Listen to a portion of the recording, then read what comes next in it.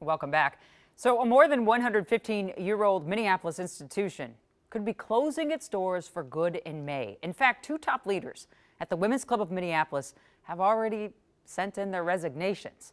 Jennifer Hoff has more on why this iconic space could close down and its impact it's had over the years.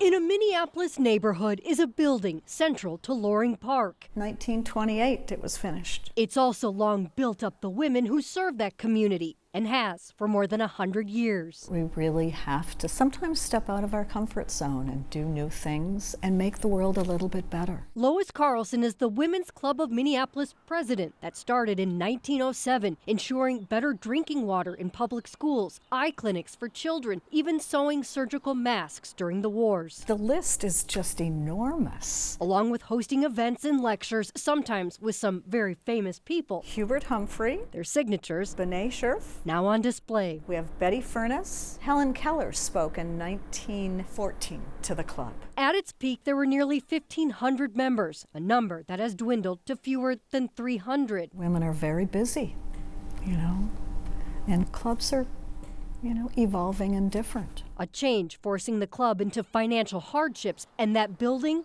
an aging one that isn't helping. Is the building your biggest expense?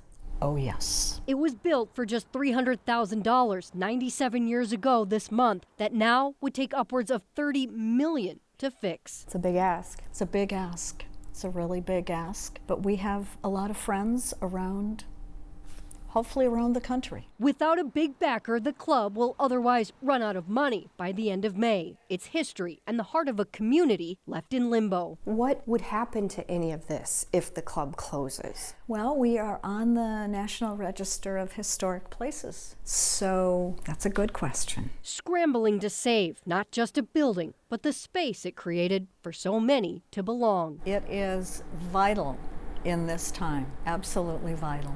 The club won't make any final decisions on its future until members take a vote next month. Holding out hope still, help is on the way. In Minneapolis, Jennifer Hoff, KARE 11 News. That place is quite extraordinary, just an interesting building to be inside. Well, the club plans to shut down all of its events and programming on May 31st. It's going to honor a wedding that's already booked in early June, but otherwise says it's now helping others that wanted to use it find new places to go. We'll be following that story for certain, and I'll be right back.